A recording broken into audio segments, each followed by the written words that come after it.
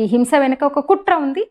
Next south Goa అవుతుండొచ్చు. అక్కడ కూడా అంతే సమస్యాత్మక ప్రాంతాలు లేదంటే చిన్న చిన్న నియోజకవర్గాలను వీళ్ళ టార్గెట్గా వాళ్ళు మార్చుకుంటున్నారనిపిస్తుంది. ఎందుకంటే జెన్జెడ్ తరహా ఉద్యమం అంటే ఇండియాలో అసాధ్యం అసలు. ఆ తరహా కనీసం లక్షలు, కనీసం 1 మిలియన్ మంది బయటకు వచ్చి రోడ్డు మీదకి వచ్చి కనిపించాలి, హింస జరగాలి.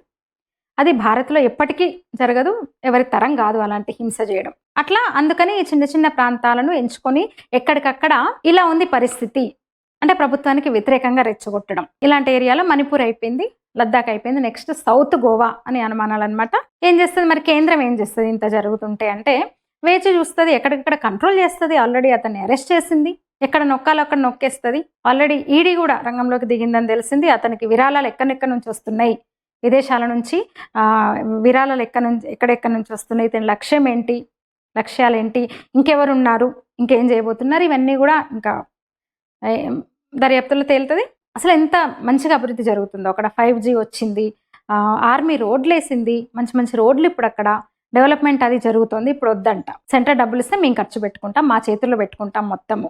అసలు అది సరిహద్దు ప్రాంతం, సున్నితమైంది, కాపాడుకోవాలి కదా మనం. ప్రజలను అడ్డు పెట్టుకొని, ముఖ్యంగా బుద్ధిస్టులను ముందు పెట్టి, జనాలను అడ్డు పెట్టుకొని, అమాయక యువతను అడ్డు పెట్టుకొని, సంఘ విద్రోహ శక్తులు చొరబడ్డాయి. నేపాల్ నుంచి వచ్చిన వాళ్ళు కూడా హింసలో ఉన్నారు, అరెస్ట్ చేశారని చెప్తున్నారు. అట్లా ఈ శక్తులు రెచ్చిపోతున్నాయి. కానీ సెంట్రల్ డీల్ చేస్తుంది ఈజీగానే. ఇలాంటి అంటే ప్రజలతో నేరుగా మాట్లాడడం ద్వారా, వాళ్ళ అభిప్రాయాలను తీసుకోవడం ద్వారా, నిజంగా వాస్తవంగా అక్కడ ఏం జరుగుతుందో చెప్పడం ద్వారా ఇలాంటి శక్తులకు అడ్డుకట్ట వేయొచ్చు.